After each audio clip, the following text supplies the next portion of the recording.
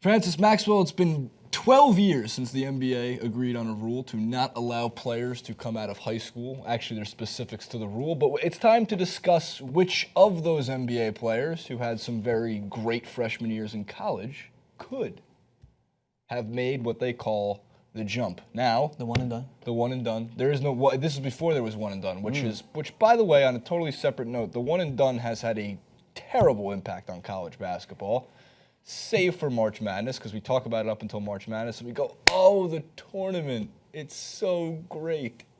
All right, so let's get into some of this. A Reddit NBA thread, this is where I got this idea from. Young Hot Hollywood. Young Hot Hollywood. last time I got it from Pie Kinda Guy, and I pronounced it wrong, and then everyone thought I dropped the N-word on a clip. And they did. They're like, are you kidding me? He said it. No one gets more excited than if they think you accidentally said something really wrong. I remember I did it in here when I was trying to put Conor McGregor and Joe Rogan's names together. Remember that day? And I tried to put them together and it rolled off way too quick. And I just remember Ja'Cory popping up from behind the booth. Popping his head up. I think we're good so far. Ja'Cory hasn't sprouted up. When Ja'Cory sprouts up, we need to have a sprout cam to make sure that we catch him every time. But yeah, it was even I second guessed myself. Did I do that? It's pretty amazing because Ja'Cory's not even supposed to be here. He's supposed to be with his brother Martellus Bennett at the Super Bowl celebration party. Ja'Cory and Michael Bennett look exactly the same. All right, so we move forward to the actual quote. Nope, sorry. The one you had up originally that I just didn't read. This is why Ja'Cory hates me. Which young players could have made the jump to the NBA from high school? The NBA game seems faster and harder to learn, as he goes on and explains. I think John Wall, Anthony Davis, Cat, and Ben Simmons could have went to the NBA. Agree and disagree with some of those. So let's get into, really quick, the high school rule for context so people understand the basic rules that started in 06. Correct. I don't know. Are you still booing Goodell? It's been a day. All drafted players must be at least 19 years old during the calendar year of the draft, so unless you're Thon Maker, which was... They're yet to define whether he's from. There were some great comments on that there. And any player who is not an international player as defined in the collective bargaining agreement must be at least 1 year removed from graduation of the high school class. So you actually don't have to go to college. You can just take a year off, but that usually kills your draft stock unless you go and play overseas. One of the comments in the thread was Thon Maker could have gone straight out of high school, and the person underneath that said Thon Maker could also have gone straight into retirement. I thought someone was going to be like, Thon Maker could have gone straight out of college because he's already been. Thon Maker could have gone straight out of his job because he's already job. Mortgage, kids. They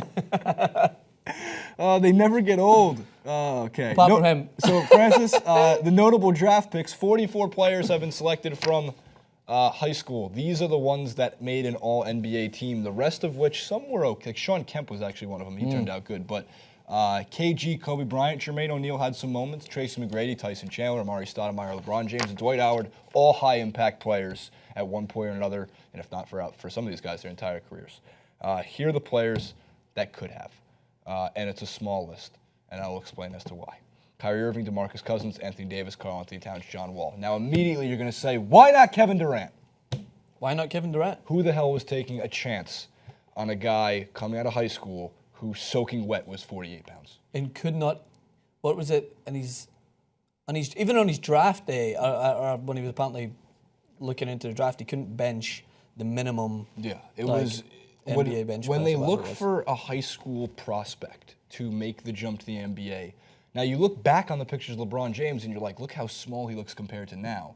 Look at LeBron James compared to every other high school player in the country, and you go, that's a man, Basil. That is a man. Oh, man, I just got a great response I should have said to you when you said, who's going to take a chance on someone who's that 140 pounds soaking wet? Show me Tom Brady's high school / college / images that everyone's circulating. That's the greatest player in NFL history, and look at him. He encompassed a dad bod at the age of, 18, 19? It's impressive, man. That's your answer, Jason, to everything. There is still hope. When you look like that and you can throw like that, there is not a problem. There's no more 6th-round picks in the NBA draft, but that is, So you think that Kevin Durant could not have made the jump without the college I don't think he growth? would have ever made the jump because I don't know if any NBA scout would have said that's somebody who we should take now. I think the consensus would have been he should play a year in college. And then he got there and he averaged an insane amount, led, I'm pretty sure, college basketball in scoring, at least Big 12 in scoring. Sometimes there's guys that slip in there from like the MAC. who have like 40 points a game that are amongst the other ones. But they had a great tournament, one of Texas's best players for at least 1 year, and went second overall in the NBA draft. It turned out fine for him, obviously. But the players that could have went, John Wall was the fastest guard in the league in high school, and it's not like he grew any more when he got to college. Yeah. Kyrie Irving played all of 8 games during the regular season at Duke his freshman year, and his high school mixtape in itself would explain as to why, again, didn't necessarily get bigger. So, in addition to that, I think Karl Anthony Towns was there, DeMarcus Cousins. Look at their size and stature.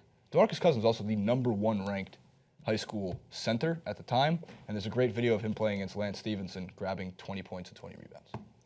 In high school, man. These are high schoolers. So, wow. Do you think it's tough because you look at the one-and-dones. Ben Simmons is an interesting one. We always talk about his passing. We haven't even seen Ben Simmons play yet, though. Yeah. It's a hard conversation to have, right? Because I've told you this before. I think there's a lot of positives that come out of college sports, and I think that we've mentioned this. Yeah, it gives you a level. Yeah, I mean, it's obviously a jump from high school, so you're going to be competing at a better level if you're going to be used consistency. But the examples that we are mentioning are not in that same realm because they are already, in a way, mentally checked into the NBA. If they're just going as a means to step up to the next level. Right. So in Ben Simmons' case, again, everyone went to the national tournament.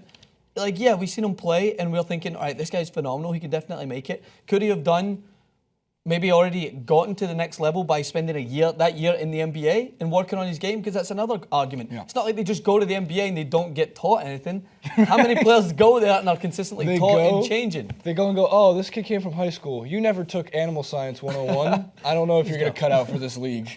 So, yeah, it's convoluted. I just think that when there's a certain player that you just know that a year in college isn't going to do as much as a year playing with the professional athletes, working practice day in, day out. I just think it's a silly rule. I think we've talked about this, it's a means to try and drag more viewers to college basketball, bring in more money if you're getting these superstars, because the hype train literally attaches. We're talking about LaMelo Ball. Talking about LaMelo Ball right now, and the kid's, 15 years of age, 14, 13 years of age?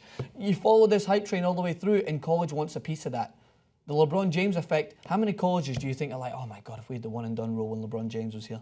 Oh my God, we could have had LeBron James in college. We could have had all of this.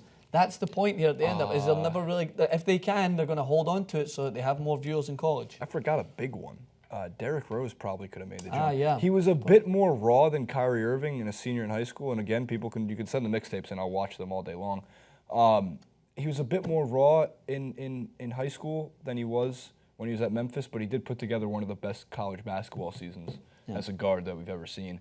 He missed his free throws, and then Mario Chalmers hit a huge shot for Kansas to beat Memphis in the NCAA tournament. Speaking of great NCAA tournaments. But I think Derrick Rose he probably could have. The reason, though, for guys like the guards in themselves is, if you look at Anthony Davis, he actually grew.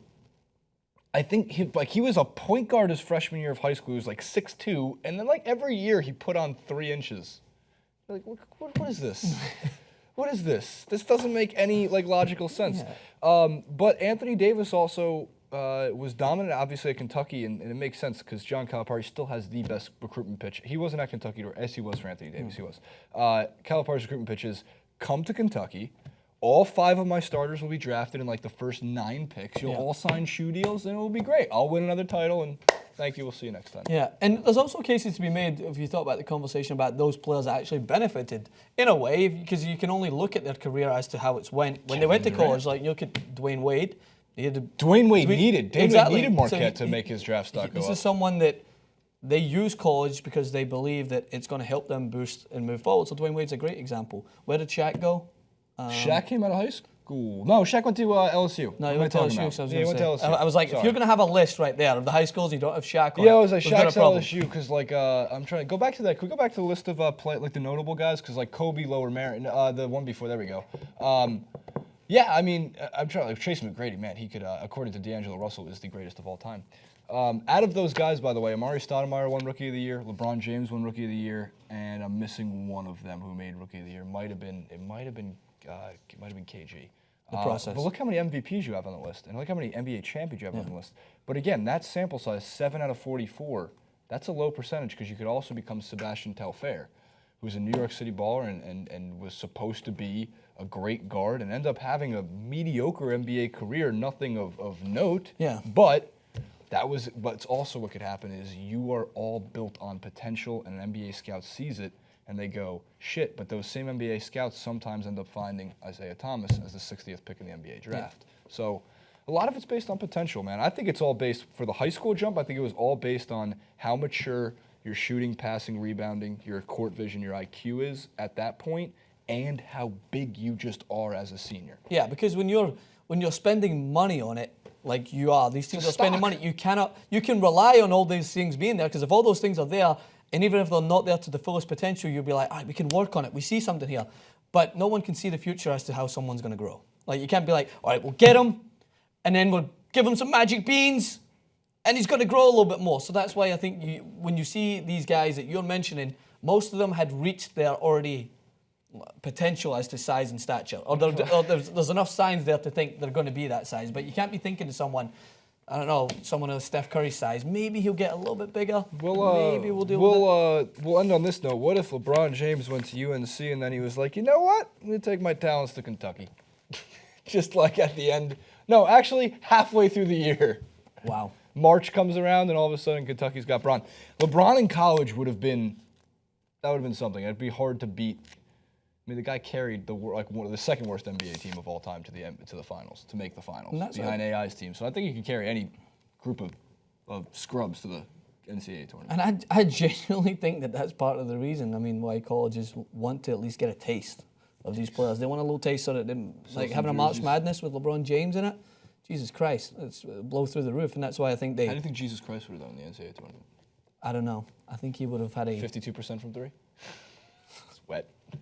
For my next trick, I will turn the 3-point line into wine. I know that Moses would have split defenses. I'll end on that. It's funny. It's good.